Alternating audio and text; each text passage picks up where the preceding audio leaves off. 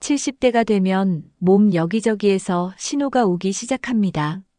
예전엔 거뜬히 했던 일들이 이제는 조금씩 버거워지죠.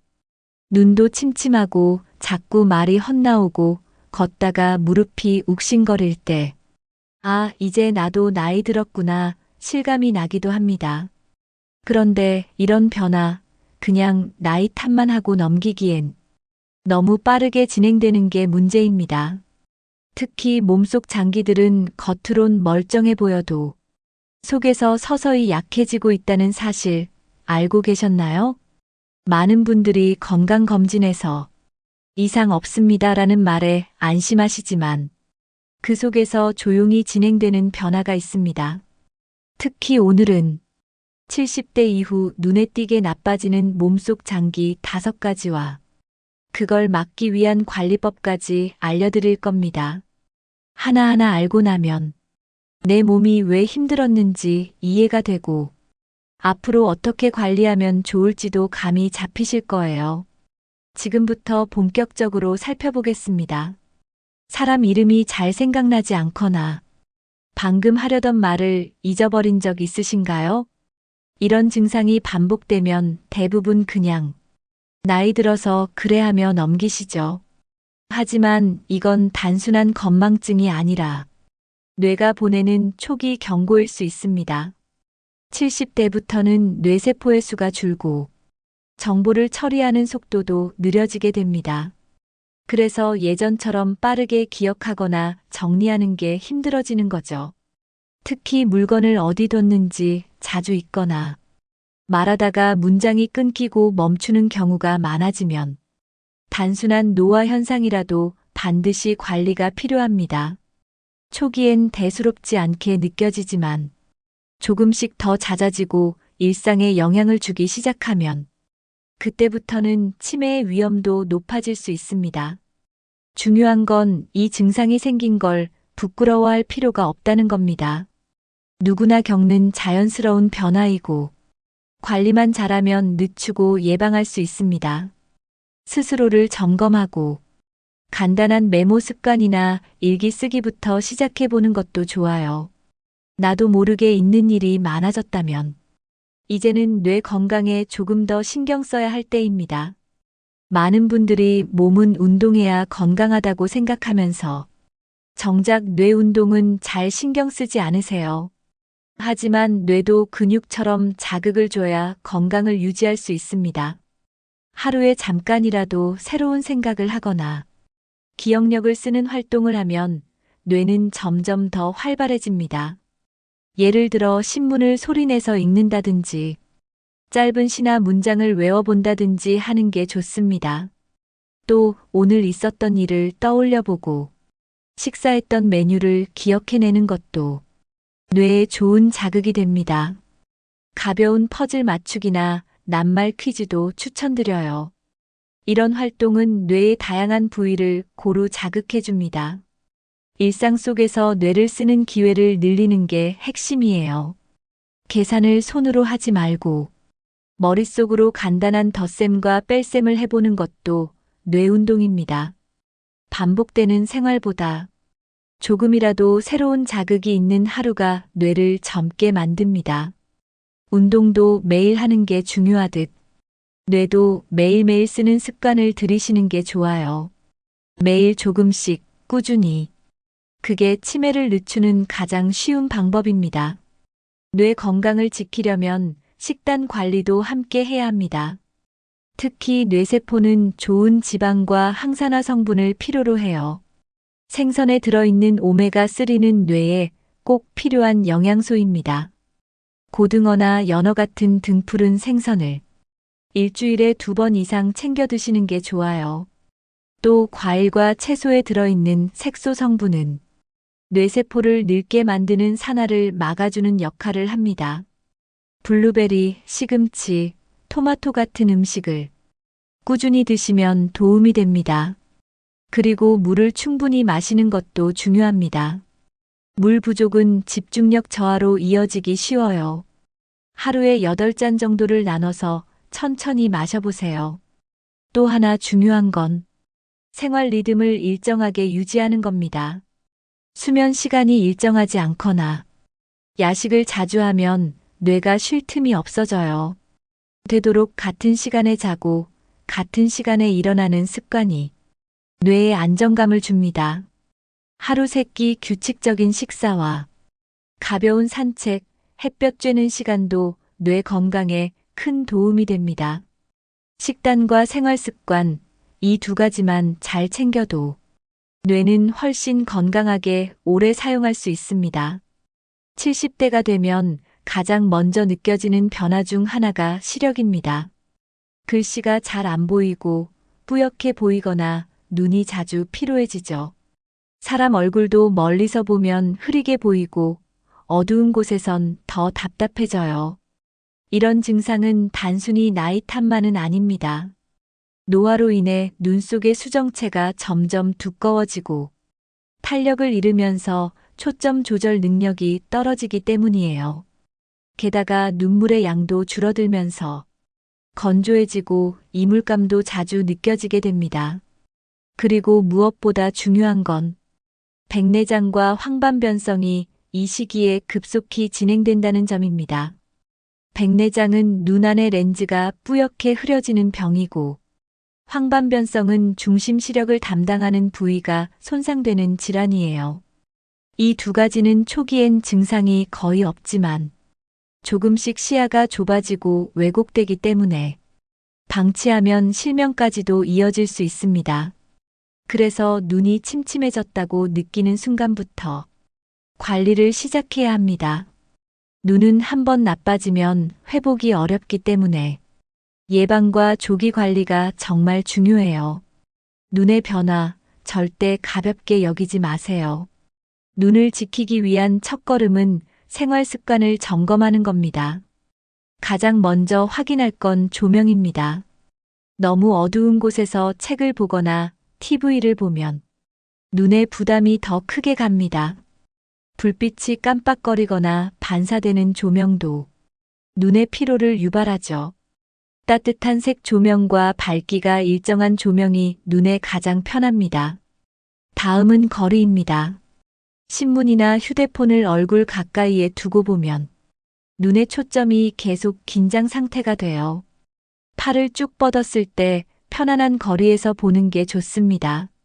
그리고 습도도 중요해요. 건조한 공기는 눈을 쉽게 피로하게 만들고 눈물이 마르면서 자극이 생깁니다.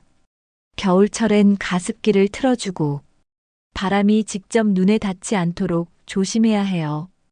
에어컨이나 선풍기 바람도 눈을 마르게 하니 가능하면 피하거나 방향을 조절해 주세요. 외출 시에는 자외선 차단 선글라스를 착용하는 것도 눈 건강을 지키는 좋은 습관입니다. 생활 속 작은 변화만으로도 눈의 피로는 충분히 줄일 수 있습니다. 눈 건강하면 보통 루테인을 떠올리시죠? 루테인도 물론 좋지만 사실 눈에 더 필요한 건 다양한 영양소의 균형입니다. 비타민 E는 눈의 점막을 보호해주고 야맹증 예방에도 도움을 줍니다. 당근, 시금치, 달걀 노른자에 풍부하게 들어있어요. 비타민 C와 E는 눈의 노화를 늦추는데 효과적입니다. 이 두 가지는 항산화 작용을 하면서 백내장과 황반변성 진행을 늦춰주는 역할을 합니다. 또한 아연은 눈의 망막 기능을 유지하는 데 중요합니다.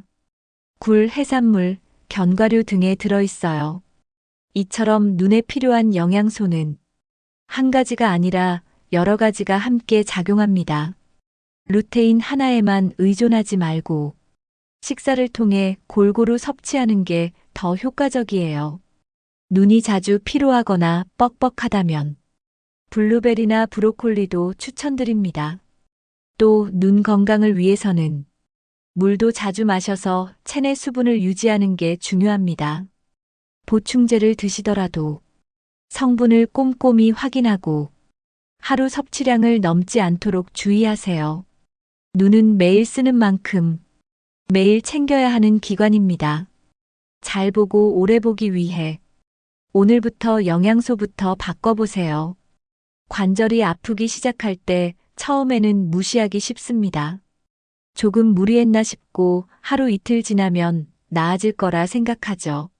하지만 무릎이나 허리에서 통증이 자주 반복된다면 그건 관절에서 보내는 첫 번째 신호일 수 있습니다. 무릎이 뻣뻣하거나 앉았다 일어날 때 욱신거리는 느낌, 계단을 오를 때 무릎이 시큰하거나 허리를 숙일 때 찌릿한 통증이 온다면 이미 관절에 무리가 가고 있는 상태입니다. 이런 증상은 특히 아침에 심하게 느껴지는 경우가 많습니다. 밤새 쉬었던 관절이 굳어 있다가 움직이기 시작하면서 통증을 유발하는 거죠. 또한 관절이 부어오르거나 움직일 때마다 소리가 나는 경우도 주의가 필요합니다. 소리가 난다고 다 나쁜 건 아니지만 통증이 함께 있다면 반드시 점검이 필요해요. 몸무게가 늘어난 후에 관절이 아프기 시작한 경우도 많습니다. 무게를 지탱하는 무릎과 허리가 가장 먼저 영향을 받기 때문이에요. 관절은 사용한 만큼 닳고 관리한 만큼 버팁니다.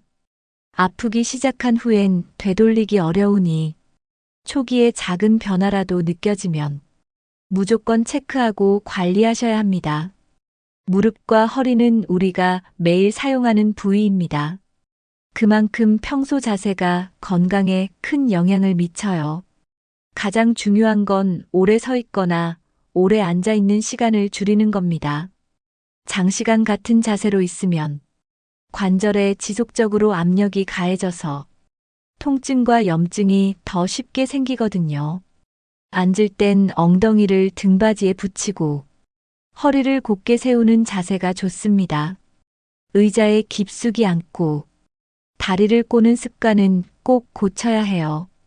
걸을 때는 발을 바르게 내디디고 고개는 들고 어깨는 펴는 자세가 좋습니다. 이렇게만 해도 무릎과 허리에 가는 부담을 줄일 수 있어요. 집안일을 할 때도 주의가 필요합니다. 바닥에 앉아서 청소하거나 무거운 걸 들 땐 허리보다 무릎을 굽히는 게 안전합니다. 계단을 오를 때는 손잡이를 잡고 천천히 한 발씩 디디는 습관을 들이세요. 허리를 숙일 때는 허리만 굽히지 말고 무릎을 같이 구부리는 게 훨씬 안전합니다. 작은 자세 하나만 바꿔도 관절은 훨씬 덜 아프고 오랫동안 튼튼할 수 있습니다. 관절 건강을 위해서는 먹는 것도 중요합니다. 가장 먼저 챙겨야 할 건 단백질이에요. 근육이 줄어들면 관절에 더 많은 부담이 가기 때문에 근육을 유지하는 단백질이 꼭 필요합니다. 두부, 생선, 계란 같은 단백질이 풍부한 식품을 몇 끼 조금씩이라도 챙겨 드시는 게 좋아요. 또한 뼈와 관절을 튼튼하게 하기 위해 칼슘과 비타민 D도 중요합니다. 멸치, 시금치, 우유, 달걀 등을 꾸준히 드시고 하루에 30분 정도 햇볕을 쬐는 것도 좋습니다. 관절에 염증을 유발하는 음식은 피해야 해요. 튀김류, 가공식품, 인스턴트 음식은 체내 염증 수치를 높일 수 있습니다. 또 짠 음식도 몸속 수분을 빼앗아 관절에 안 좋은 영향을 줄 수 있어요. 과체중은 관절에 큰 부담을 주기 때문에 체중 조절도 반드시 필요합니다. 특히 무릎은 체중이 1kg 늘 때마다 약 4kg의 압력을 더 받는다고 해요. 건강한 관절을 위해서는 좋은 음식을 꾸준히 먹고 피해야 할 음식은 조금씩 줄이는 게 핵심입니다. 무릎과 허리는 우리 몸을 지탱하는 중심입니다. 아플 때 챙기기보다 안 아플 때부터 지켜주는 게 훨씬 현명합니다. 나이가 들면서 계단 몇 칸만 올라가도 숨이 차고 심장이 두근거리는 경험 자주 하시죠? 예전에는 쉽게 했던 일인데 이제는 한번 움직이면 바로 지치고 가슴이 답답해지기도 해요. 이런 변화는 단순한 체력 저하만은 아닙니다. 심장이 예전처럼 힘차게 피를 내보내지 못하고 있다는 신호일 수 있어요. 심장 근육도 나이가 들면 약해지고 혈관도 점점 탄력을 잃기 때문에 조금만 움직여도 숨이 차고 피곤함이 밀려옵니다. 특히 고혈압이나 고지혈증이 있는 분들은 심장에 부담이 더 크게 갈 수 있어요. 이런 증상이 반복된다면 단순한 노화라고 넘기지 마시고 한 번쯤은 병원에서 체크해 보는 게 좋습니다. 숨이 찬 느낌은 심장뿐 아니라 폐 혈관에도 문제가 생겼을 수 있다는 신호예요. 심장이 약해지면 온몸에 산소가 덜 공급되고 그만큼 쉽게 피곤해지고 활동량도 줄어들게 됩니다. 이런 증상은 조기에 발견해서 생활 습관을 바꾸는 것만으로도 충분히 개선될 수 있어요. 지금 숨이 차다면 심장이 보내는 작은 신호를 꼭 들어주세요. 심장 질환은 조용히, 천천히 진행되는 경우가 많습니다. 그래서 평소에 특별히 아픈 데가 없어도 심장이 약해지고 있는 경우가 있죠. 대표적인 게 협심증과 심부전입니다. 가슴이 조이듯 아프거나 한 번씩 찌릿한 통증이 있다면 단순한 소화불량으로 넘기지 말고 확인해 보셔야 해요. 심장이 약해지면 피로감이 쉽게 오고 손발이 차거나 붓는 증상이 나타나기도 합니다. 숨이 가쁘고 밤에 자다가 갑자기 숨이 막히는 느낌이 든다면 심장 기능이 저하되고 있다는 신호일 수 있어요. 또 심장 박동이 고르지 않거나 가끔씩 가슴이 뛰는 느낌이 불규칙하다면 부정맥의 가능성도 있습니다. 가벼운 증상이라도 자주 반복된다면 꼭 검사를 받아보는 것이 좋습니다. 특히 70대 이후에는 정기적인 심전도 검사나 심장 초음파 검사를 한 번쯤 받아보는 것이 안전합니다. 아무 증상이 없어도 혈압, 콜레스테롤 수치, 가족력 등 위험 요소가 있는 분들은 더 조심하셔야 해요. 심장은 소리 없이 무너질 수 있는 장기입니다. 정기적인 체크가 나를 지키는 방법입니다. 심장을 지키는 가장 좋은 방법 중 하나는 걷기입니다. 격하지 않게 매일 가볍게 걷는 것만으로도 심장은 훨씬 튼튼해질 수 있어요. 걷기는 혈액순환을 도와주고 심장 근육에 부담을 주지 않으면서도 적당한 자극을 줄 수 있는 최고의 운동입니다. 특히 70대 이후에는 빠르게 걷는 것보다 편안한 속도로 천천히 오래 걷는 것이 더 좋습니다. 하루에 30분 정도 아침이나 저녁 시원한 시간에 걷는 습관을 들여보세요. 무리가 된다면 15분씩 2번 나눠 걷는 것도 괜찮습니다. 중요한 건 꾸준함입니다. 일주일에 5번 이상만 걸어도 심장 건강에 큰 도움이 됩니다. 걷는 동안에는 스마트폰을 보지 말고 주변 풍경을 보면서 스트레스를 함께 풀어보세요. 편안한 운동화와 가벼운 복장을 갖추면 걷는 게 훨씬 쉬워지고 재미도 생깁니다. 또 친구나 가족과 함께 걷는다면 더 즐겁게 실천할 수 있어요. 무리하지 않고 내 몸에 맞게 걷는 게 가장 중요합니다. 하루의 걷기가 심장을 튼튼하게 만드는 가장 좋은 선물이 될 수 있습니다. 아무리 쉬어도 피곤하고 몸이 무거운 느낌이 오래 간다면 신장 건강을 한 번쯤 의심해 볼 필요가 있습니다. 신장은 혈액 속 노폐물을 걸러주고 체내 수분과 염분을 조절해주는 역할을 하죠. 하지만 신장은 이상이 생겨도 겉으로 드러나는 증상이 거의 없기 때문에 침묵의 장기라고 불립니다. 문제가 생겨도 통증이 없고 처음엔 그저 피곤하다, 몸이 좀 붓는다는 정도로만 느껴져요. 그래서 놓치기 쉬운 거죠. 신장 기능이 떨어지면 소변량이 줄거나 색이 진해지기도 하고 자고 일어난 뒤 얼굴이나 발이 붓는 증상이 생길 수 있어요. 피부가 가렵거나 식욕이 떨어지는 것도 신장 기능 저하의 신호일 수 있습니다. 특히 고혈압, 당뇨가 있는 분들은 신장이 조용히 망가지는 속도가 더 빠를 수 있어요. 신장이 제 기능을 하지 못하면 몸속 노폐물이 쌓이면서 전신 피로와 컨디션 저하로 이어지게 됩니다. 단순한 피로라고 넘기지 말고 몸이 보내는 작은 신호에 귀를 기울여 보세요. 음식 맛은 역시 짭짤해야 먹은 것 같다는 분들 많으시죠? 하지만 이런 짠맛이 계속되면 신장은 조용히 손상되기 시작합니다.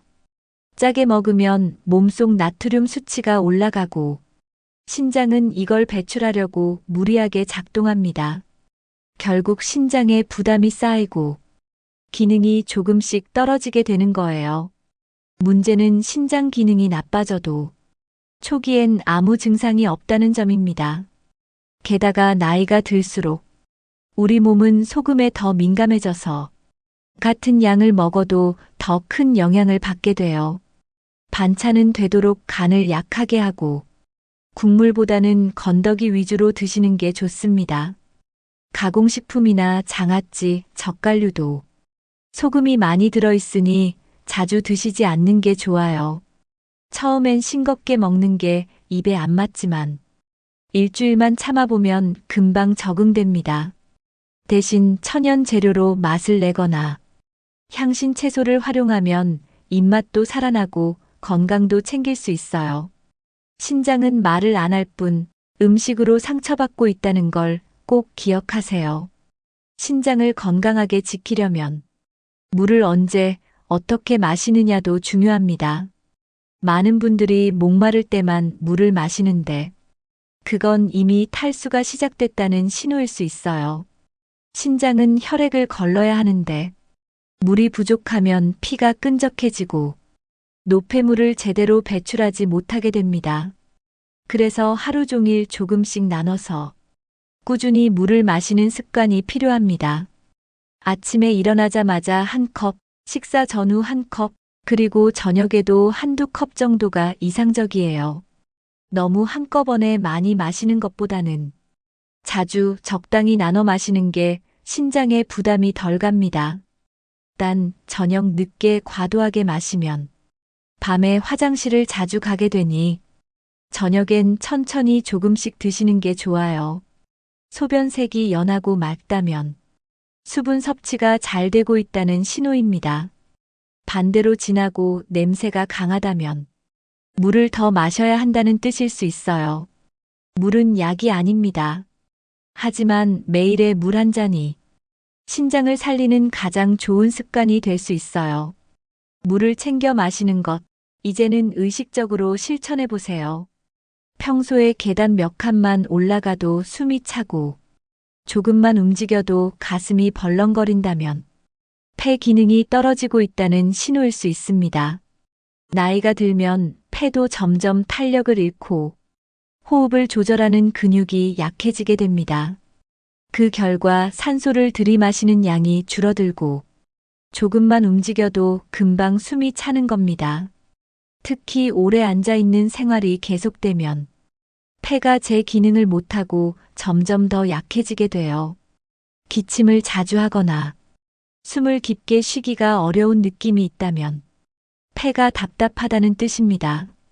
운동을 안 했는데도 숨이 차고 피곤한 느낌이 든다면 심장과 함께 폐 건강도 점검해 보는 게 좋습니다. 또한 예전에 흡연을 하셨던 분들은 그 영향이 지금 나타날 수도 있어요. 폐는 다른 장기보다 더 조용히 약해지기 때문에 몸이 보내는 숨소리에 집중해야 합니다. 무리한 운동을 하라는 게 아니라 호흡에 귀를 기울이는 습관이 필요합니다. 조금만 걸어도 숨이 찬다면 이제는 폐 건강을 위한 실천이 필요하다는 신호입니다.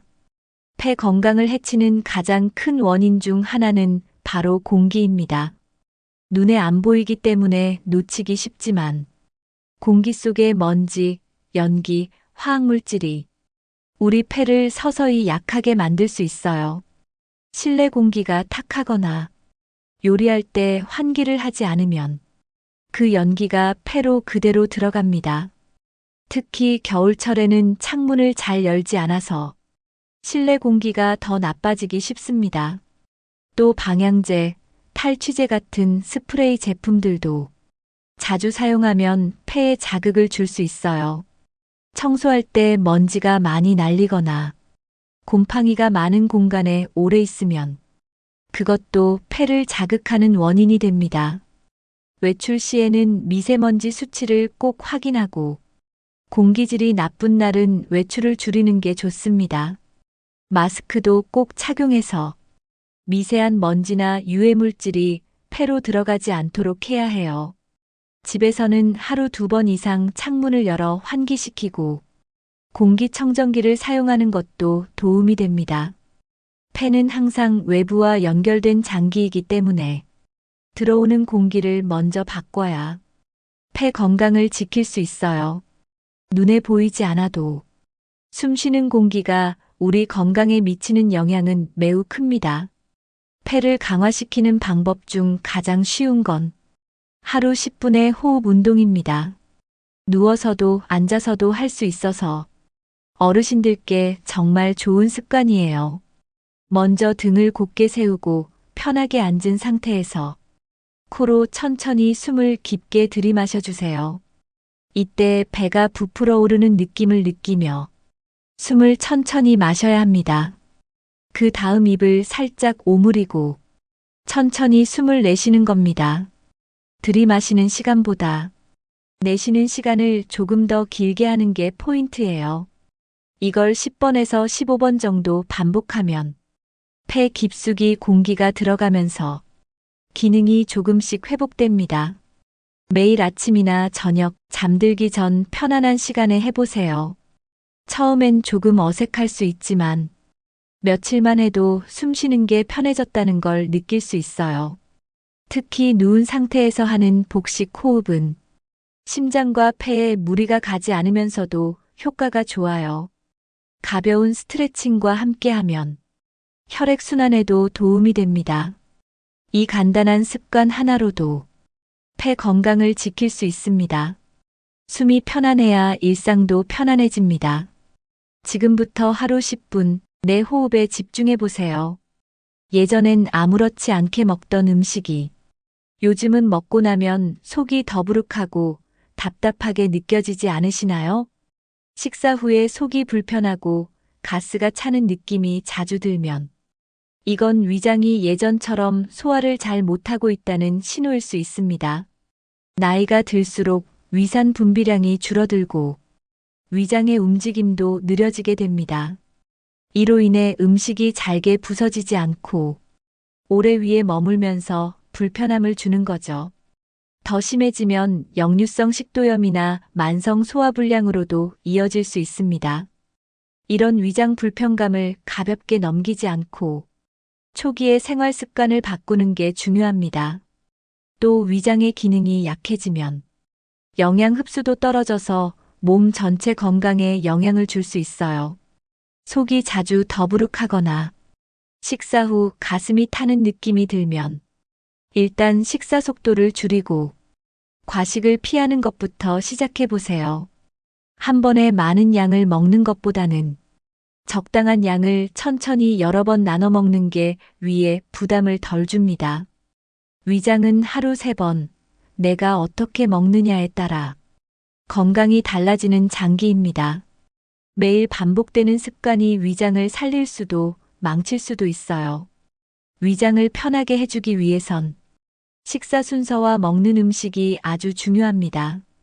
식사는 가능한 일정한 시간에 하고 과식이나 야식은 피하는 게 기본입니다. 식사할 땐 먼저 따뜻한 국물이나 죽 같은 부드러운 음식으로 속을 달래주는 것이 좋습니다. 그 다음은 채소나 단백질을 천천히 꼭꼭 씹어서 먹는 것이 좋아요. 음식은 입에서 충분히 씹어야 위에서 덜 힘들게 소화할 수 있습니다. 씹는 횟수가 많아질수록 침도 많이 나오고 위장의 부담도 줄어들게 됩니다. 위장에 좋은 음식으로는 양배추, 감자, 당근, 브로콜리 같은 부드러운 채소가 있고 생강, 마, 꿀도 위장 진정에 도움이 됩니다. 커피, 탄산음료, 튀김류는 위장을 자극함으로 최대한 줄이는 게 좋습니다. 또한 너무 차가운 음식도 위벽을 놀라게 하니 피하는 게 좋습니다. 식사 중 물을 많이 마시는 것보다는 식사 전후로 나눠서 마시는 것이 위장엔 더 편안합니다. 따뜻한 보리차나 미지근한 물을 조금씩 마셔주는 것도 도움이 됩니다. 하루 3끼 어떻게 먹느냐가 위 건강을 좌우한다는 걸 꼭 기억해 두세요. 위장은 하루의 시작과 끝에 가장 예민하게 반응하는 장기입니다. 그래서 아침과 저녁 특히 잘 챙겨야 합니다. 아침엔 공복 상태로 자극적인 음식을 먹기보다 부드럽고 따뜻한 음식으로 시작하는 게 좋아요. 대표적으로 미음, 죽, 삶은 달걀, 바나나 같은 음식이 좋습니다. 식사 전에는 따뜻한 물이나 보리차 한 잔을 마시면 위가 천천히 깨어나서 소화가 더 잘 됩니다. 또 아침 식사를 거르면 위산이 위를 자극해서 속쓰림이나 위염으로 이어질 수 있어요. 무리하지 않는 선에서 가볍게라도 꼭 챙겨 드세요. 반면 저녁이나 야식을 자주 먹으면 위장이 쉬지 못하고 계속 일하게 됩니다. 특히 자고 나서 속이 쓰리거나 입에서 신맛이 나는 느낌이 들면 밤 시간 위장이 과로했다는 신호입니다. 저녁 식사는 잠자기 최소 3시간 전에 끝내는 것이 좋고 기름지고 자극적인 음식은 피해야 해요. 밤에 출출할 땐 우유 한 잔이나 바나나 한 개처럼 위를 자극하지 않는 간단한 것으로 대신해 보세요. 그리고 잠자기 전엔 바로 눕지 말고 소파에 앉아서 몸을 살짝 세운 상태로 휴식하는 것도 위 건강에 큰 도움이 됩니다. 위는 하루 종일 일하지만 쉬는 시간도 꼭 필요합니다. 아침과 저녁 위가 편안해지는 습관부터 시작해 보세요. 70대 이후에는 피부가 점점 얇아지고 탄력을 잃게 됩니다. 피부 속 수분과 기름 성분이 줄어들면서 외부 자극에 훨씬 더 예민하게 반응하게 되죠. 그래서 조금만 건조해도 금방 가렵고 긁다 보면 피부가 쉽게 벗겨지거나 상처가 생기기도 합니다. 특히 다리나 팔 같은 부위는 각질이 생기고 하얗게 들뜨는 일이 자주 생기죠.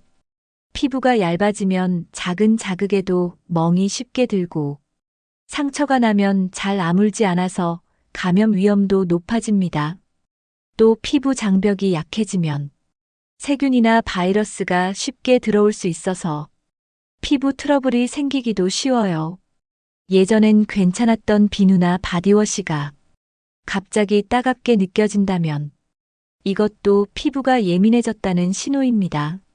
나이가 들면 치아가 점점 약해지면서 예전엔 괜찮았던 찬물이나 뜨거운 음식에도 시큰거리는 느낌이 들죠. 시린 증상이 생겼다는 건 치아 겉면인 범랑질이 닳고 있다는 신호입니다. 이걸 방치하면 안쪽 신경까지 자극돼 통증이나 염증이 생기기 쉽고 결국엔 씹는 힘도 줄어들게 됩니다. 또 치아가 흔들리는 느낌이 든다면 잇몸이 약해져서 뿌리가 노출되었을 가능성이 높아요. 이런 경우엔 음식물을 씹기도 어렵고 말을 할 때도 불편함을 느낄 수 있어요. 한두 개 흔들리는 걸 그냥 넘기다 보면 연쇄적으로 주변 치아까지 문제가 생기게 됩니다.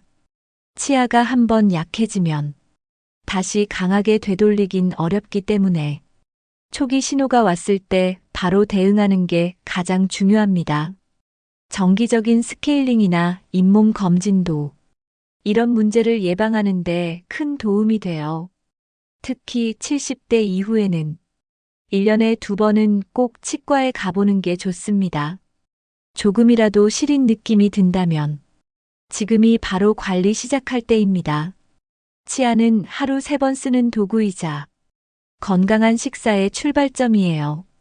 많은 분들이 양치질만 잘하면 치아 건강을 지킬 수 있다고 생각하시지만 사실 잇몸이 훨씬 더 중요합니다.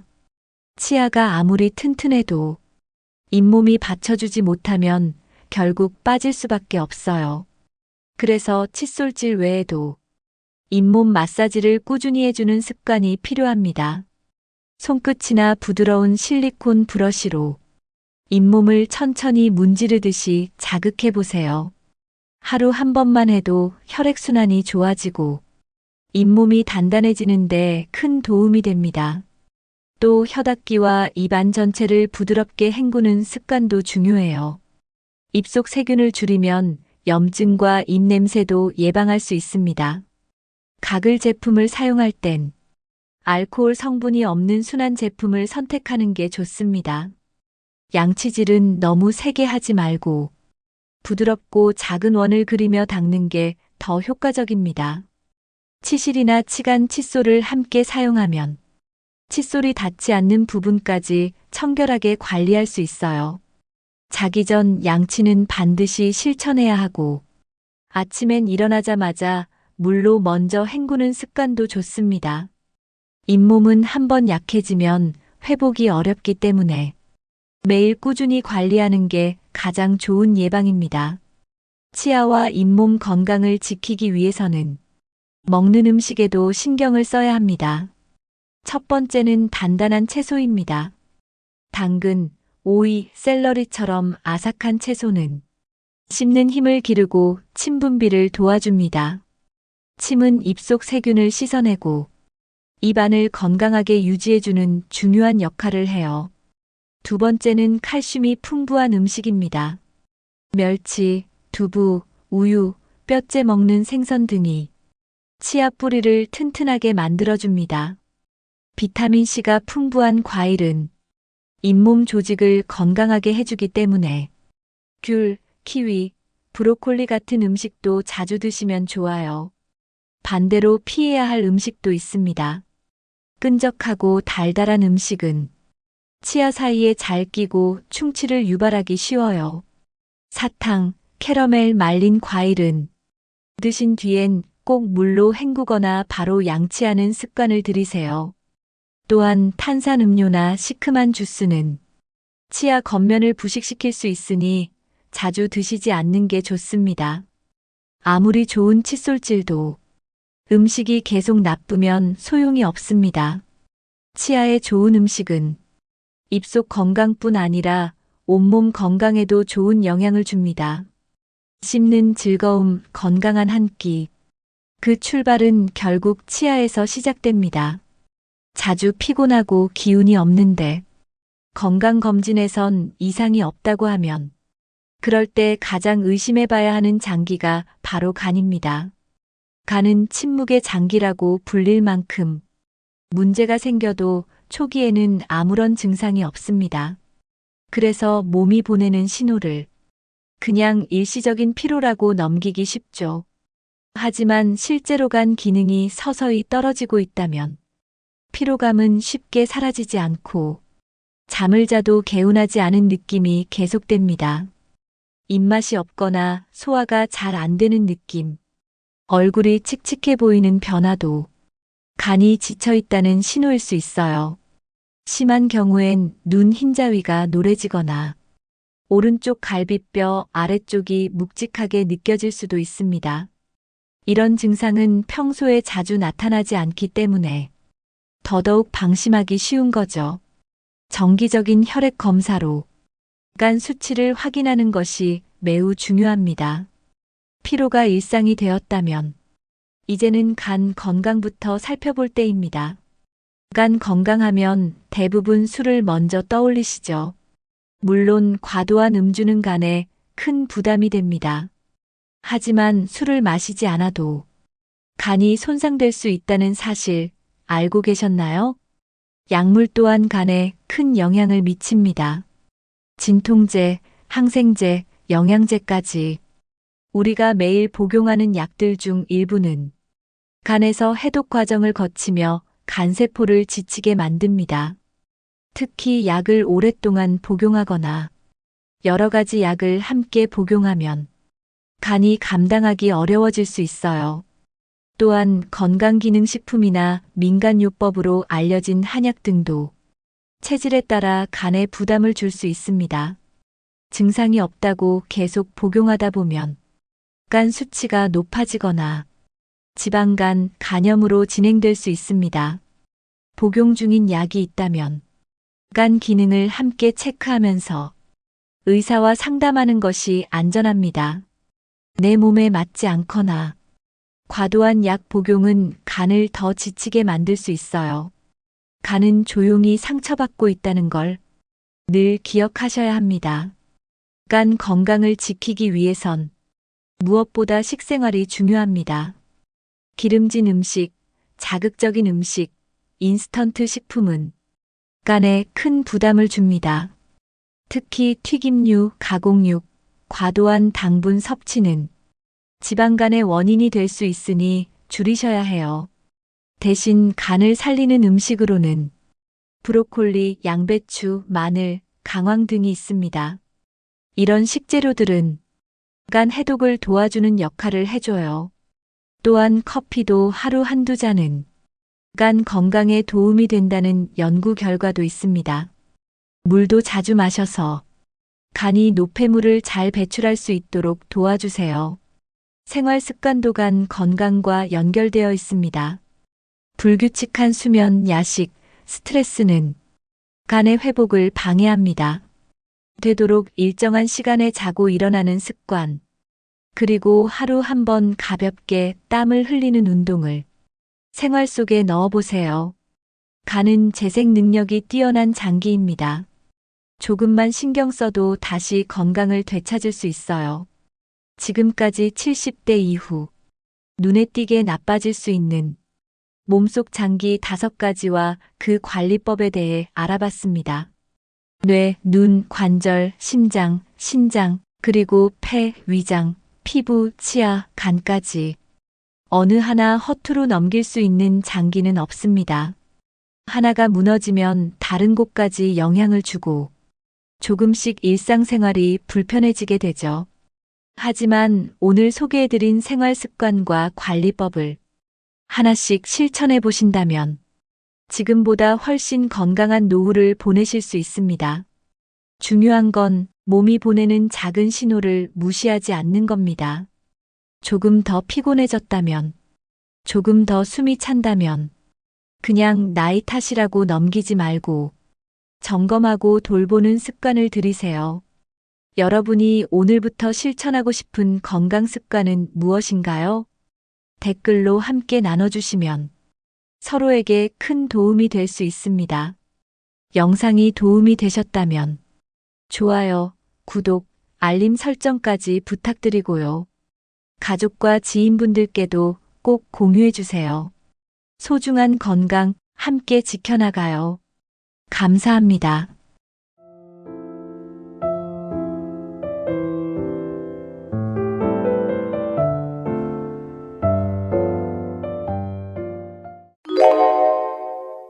(70대) 이후에도 건강하고 활기차게 사는 사람들을 보면 공통점이 있습니다. 바로 돈 안 들이고 꾸준히 할 수 있는 취미를 가지고 있다는 것입니다. 나이가 들수록 몸도 굽고 외로움도 커지며 무료한 시간이 많아지기 마련입니다. 그런데 어떤 사람들은 70이 넘어도 정정하게 걸어 다니고 밝은 표정으로 노후를 즐기고 있죠. 그 비결은 바로 취미입니다. 하지만 단순히 시간을 보내기 위한 취미가 아닙니다. 몸도 움직이고 두뇌도 자극하면서 삶의 질을 높여주는 취미가 중요합니다. 그래서 오늘은 70 넘어가면 돈도 안 들고 건강도 챙길 수 있는 최고의 취미를 소개해 드리겠습니다. 이 취미들은 운동 효과까지 있어 건강을 유지할 수 있고 비용 부담 없이 시작할 수 있어 누구나 쉽게 실천할 수 있습니다. 이 영상 끝까지 보시면 여러분도 지금 당장 시작할 수 있는 취미 하나를 찾게 될 것입니다. 그럼 지금부터 시작하겠습니다. 1. 걷기보다 더 좋은 운동. 노르딕 워킹과 맨발 걷기. 노르딕 워킹, 2배 더 효과적인 걷기 운동. 여러분, 단순히 걷는 것만으로도 건강이 크게 달라진다는 사실 알고 계신가요? 특히 노르딕 워킹은 일반 걷기보다 운동 효과가 2배 더 높습니다. 노르딕 워킹은 스틱을 사용해 걷는 방식인데 단순한 산책보다 상체 근육을 더 많이 사용하게 되어 전신 운동 효과가 있습니다. 특히 무릎과 관절에 부담이 적어 나이 들어서도 안전하게 할 수 있는 운동입니다. 또한 팔과 어깨를 함께 움직이면서 걷기 때문에 혈액순환이 좋아지고 몸의 균형 감각을 유지하는 데도 큰 도움이 됩니다. 실제로 노르딕 워킹을 꾸준히 한 70대 이상의 사람들은 낙상 위험이 30% 이상 줄어든다는 연구 결과도 있습니다.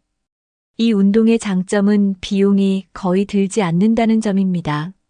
스틱만 하나 준비하면 어디서든 쉽게 시작할 수 있죠. 공원에서 가볍게 시작할 수도 있고 친구들과 함께하면 더욱 재미있게 즐길 수 있습니다. 만약 혼자 걷기가 지루하다면 노르딕 워킹을 시도해 보세요. 하체 근력 강화, 심폐기능 개선, 체력 유지까지 한 번에 가능합니다. 맨발 걷기. 발 건강과 면역력을 동시에 높이는 습관. 맨발 걷기는 단순해 보이지만 70대 이후 건강을 유지하는 데 놀라운 효과가 있습니다. 우리는 평생 신발을 신고 살면서 발바닥의 감각을 거의 사용하지 않습니다.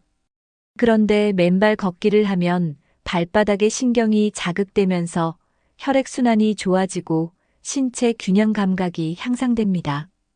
특히 발바닥에는 몸 전체와 연결된 중요한 경혈점이 많아 맨발 걷기를 하면 몸의 순환 기능이 활성화되고 면역력도 높아지는 효과를 얻을 수 있습니다.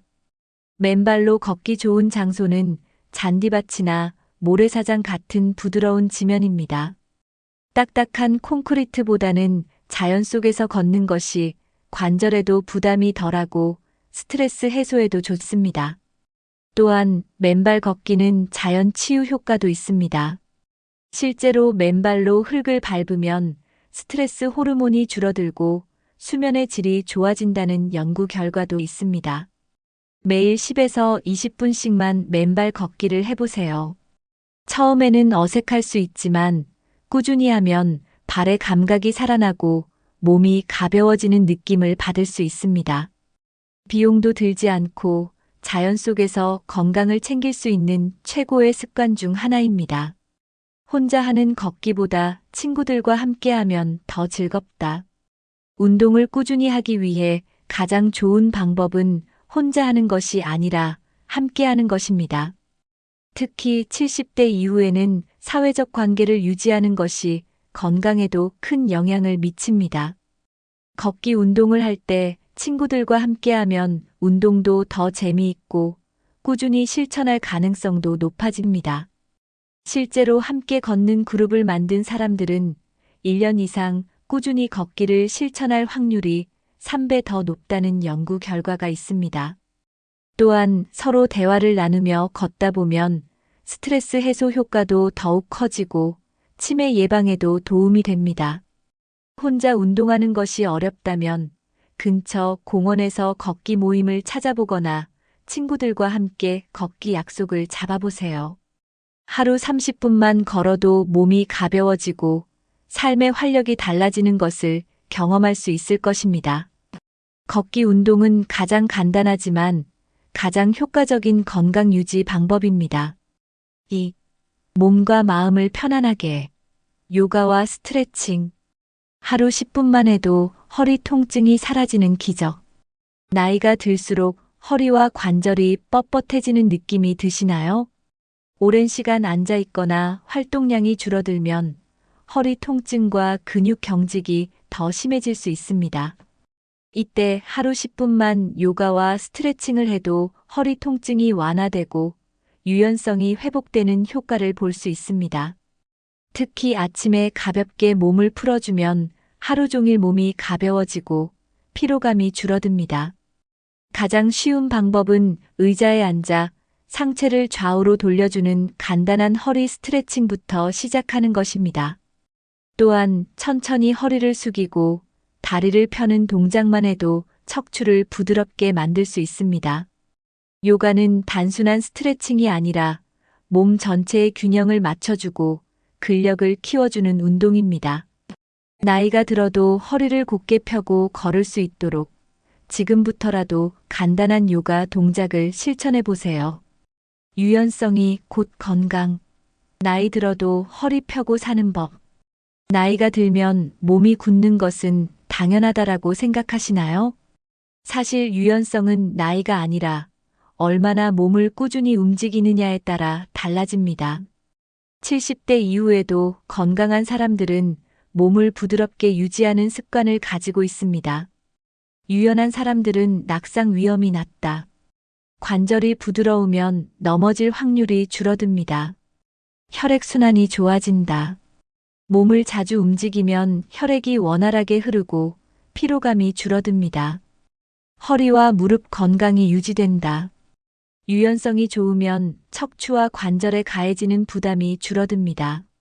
매일 아침 10분 정도 간단한 스트레칭을 하는 것만으로도 몸의 변화를 느낄 수 있습니다. 특히 앉아서 할 수 있는 스트레칭부터 시작하면 쉽게 실천할 수 있습니다. 나이는 숫자일 뿐, 몸은 관리하기 나름이다라는 말을 기억하며 지금부터라도 유연성을 기르는 습관을 가져보세요. 스트레스도 날리고 숙면까지 도와주는 요가 동작. 요가는 단순히 몸을 푸는 운동이 아닙니다. 마음의 긴장을 풀어주고 스트레스를 낮춰주는 효과까지 있습니다. 특히 취침 전 10분만 요가를 해도 수면의 질이 크게 개선될 수 있습니다. 숨을 깊이 들이마시고 천천히 내쉬면서 긴장을 푸는 호흡법. 목과 어깨를 풀어주는 간단한 스트레칭. 다리를 벽에 올려두고 혈액순환을 돕는 다리 올리기 자세. 이렇게 간단한 동작만 해도 몸과 마음이 이완되면서 깊은 숙면을 취할 수 있습니다. 숙면을 하면 낮 동안의 피로가 풀리고 면역력도 자연스럽게 높아집니다. 오늘부터라도 하루 10분 요가와 스트레칭을 실천해 보세요. 허리가 펴지고 몸이 가벼워지는 놀라운 변화를 경험할 수 있을 것입니다. 3. 두뇌 건강까지 챙긴다. 독서와 필사. 책을 읽는 것만으로도 치매 예방 효과가 있다. 책 읽는 것이 건강과 무슨 상관이 있을까? 라고 생각하실 수도 있습니다. 하지만 독서는 두뇌 건강을 유지하는데 가장 효과적인 방법 중 하나입니다. 실제로 연구에 따르면 정기적으로 독서를 하는 노인들은 치매 발병률이 30% 낮아진다고 합니다. 책을 읽으면 새로운 정보를 받아들이고 기억력을 자극하며 집중력을 유지하는 효과가 있습니다. 특히 자기 전에 가벼운 책을 읽으면 스트레스도 줄어들고 숙면에도 도움이 됩니다. 소설이나 역사책을 읽으며 새로운 이야기 속으로 빠져보기. 자기계발서를 읽으며 삶의 목표를 다시 정리하기. 좋아하는 작가의 책을 읽으며 감성을 자극하기. 하루 10분만이라도 꾸준히 책을 읽는다면 두뇌 건강뿐만 아니라 정서적 안정까지 얻을 수 있습니다. 필사를 하면 기억력이 좋아지고 감정 정리가 된다. 책을 읽는 것뿐만 아니라 좋은 글귀를 직접 필사하는 것도 매우 효과적인 두뇌 운동입니다. 필사는 단순히 글씨를 따라 쓰는 것이 아니라 뇌를 활성화하고 감정을 정리하는 과정입니다. 손을 움직이며 글을 쓰는 과정에서 뇌 활동이 활발해진다. 글을 읽고 다시 쓰면서 기억력이 강화된다. 마음에 와닿는 문장을 적으면 감정 정리가 되고 긍정적인 생각이 많아진다. 실제로 필사를 꾸준히 한 사람들은 집중력이 좋아지고 머리가 맑아지는 경험을 한다고 말합니다. 하루에 한 문장이라도 좋으니 좋아하는 책에서 한 문장을 적어보는 습관을 만들어 보세요. 독서 모임에 참여하면 사람들과 교류할 기회도 생긴다. 독서를 혼자만의 취미로 즐길 수도 있지만 독서 모임에 참여하면 더 큰 즐거움을 느낄 수 있습니다. 70대 이후에도 활발한 사회생활을 유지하는 사람들은 독서 모임, 토론 모임 등을 통해 교류를 이어갑니다. 책을 함께 읽고 의견을 나누면서 새로운 시각을 배울 수 있다. 사회적 교류가 늘어나면서 외로움을 예방할 수 있다. 새로운 사람들과 소통하면서 인생의 다양한 경험을 나눌 수 있다. 지역 도서관이나 문화센터에서는 무료 독서 모임을 운영하는 곳이 많습니다. 혼자서 책을 읽기 어렵다면 모임을 찾아 참여하는 것도 좋은 방법이 될 수 있습니다. 책 한 권이 우리의 삶을 바꿀 수 있습니다. 지금부터라도 독서와 필사의 습관을 만들어 보세요. 4. 자연과 함께하는 건강 취미. 텃밭 가꾸기 앤드 원예. 흙을 만지는 것만으로도 행복 호르몬이 증가한다. 여러분은 마지막으로 흙을 만져본 게 언제인가요? 우리는 평생 아스팔트와 시멘트 속에서 살아가면서 자연과 멀어지는 삶을 살고 있습니다. 그런데 흙을 만지는 것만으로도 몸과 마음이 건강해진다는 사실 알고 계셨나요? 실제로 연구에 따르면 흙 속에는 마이코박테리움 바카이라는 유익한 미생물이 들어있는데 이 균이 뇌에서 세로토닌이라는 행복 호르몬을 증가시킨다고 합니다. 즉, 정원을 가꾸거나 텃밭을 돌보는 것만으로도 자연스럽게 기분이 좋아지고 우울감이 줄어드는 효과가 있다는 것이죠. 손으로 직접 식물을 만지고 돌보면서 스트레스 해소, 햇빛을 쬐면서 비타민 D를 흡수해 면역력 향상, 몸을 움직이며 자연스럽게 운동 효과까지 얻을 수 있음. 많은 사람들이 70대 이후 원예 활동을 하면서 삶의 만족도가 크게 올라간다고 이야기합니다. 하루 10분만이라도 화분을 만지거나 작은 텃밭을 가꾸는 것부터 시작해 보세요. 흙을 만지는 것만으로도 마음이 안정되고 건강까지 챙길 수 있습니다. 직접 키운 채소를 먹으면 건강도 지킬 수 있다. 요즘 채소 가격이 많이 올랐죠? 그런데 직접 텃밭을 가꾸면 돈도 아끼고 건강도 지킬 수 있는 최고의 방법이 됩니다. 마트에서 파는 채소보다 신선하고 화학비료나 농약 걱정도 없기 때문입니다. 집 앞 작은 공간만 있으면 채소를 키울 수 있다. 텃밭이 없어도 화분 몇 개만 있으면 가능. 몸을 움직이면서 자연스럽게 운동 효과를 얻을 수 있다. 자연의 변화를 직접 경험하며 마음의 안정감을 느낄 수 있다. 상추, 깻잎, 방울토마토, 고추 같은 채소는 초보자도 쉽게 키울 수 있는 작물입니다. 작은 노력만으로도 건강한 식탁을 만들고 소소한 행복을 느낄 수 있는 취미가 될 수 있습니다. 정원이 없어도 베란다, 텃밭으로 쉽게 시작할 수 있다. 텃밭이 없어서 못해요라고 생각하시나요? 사실 정원이 없어도 베란다, 텃밭이나 작은 화분 몇 개로도 충분히 시작할 수 있습니다. 베란다에 작은 화분을 두고 허브나 채소를 키우기, 페트병이나 작은 나무 상자를 활용해 수경 재배하기, 아파트라도 햇빛이 드는 곳에서 작은 텃밭을 운영할 수 있다. 중요한 것은 텃밭의 크기가 아니라 내가 직접 식물을 기르고 돌보는 과정입니다. 하루하루 자라는 모습을 지켜보며 자연과 함께하는 소소한 행복을 경험해 보세요. 작은 화분 하나라도 키우면 삶의 활력이 달라지는 것을 느끼게 될 것입니다. 5. 소통하고 배우는 재미. 악기 연주와 노래 부르기. 음악은 뇌를 자극해 치매 예방에 도움이 된다. 혹시 음악을 듣거나 노래를 부를 때 기분이 좋아지는 경험을 해보셨나요? 음악은 단순한 취미가 아니라 두뇌를 자극하고 건강을 지키는 강력한 도구입니다. 실제로 연구에 따르면 악기를 연주하거나 노래를 부르는 사람들은 치매 발병률이 낮고 뇌 기능이 더 활발하게 유지된다고 합니다. 리듬을 따라가며 두뇌를 자연스럽게 자극함. 손과 뇌를 동시에 사용해 인지, 기능 향상. 감정을 표현하며 스트레스 해소 효과. 70대 이후에도 활력 넘치는 분들을 보면 노래 부르기를 즐기거나 악기를 배우는 경우가 많습니다. 음악을 즐기는 것만으로도 마음이 젊어지고 삶의 활력이 달라질 수 있습니다. 악기를 배우면 손과 뇌를 동시에 써서 노화 방지 효과가 크다.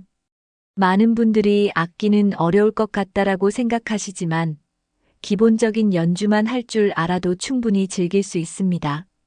특히 우쿨렐레, 하모니카, 오카리나 같은 악기는 배우기 쉽고 소리도 아름다워서 노후 취미로 적합합니다. 손가락을 움직이며 뇌를 자극해 치매 예방 효과. 박자를 맞추고 음을 연주하며 집중력 향상. 혼자서도 즐길 수 있고 함께 연주하면 더 큰 즐거움을 느낄 수 있음. 악기를 배우는 것이 부담스럽다면 간단한 리듬을 익히는 것부터 시작해 보세요.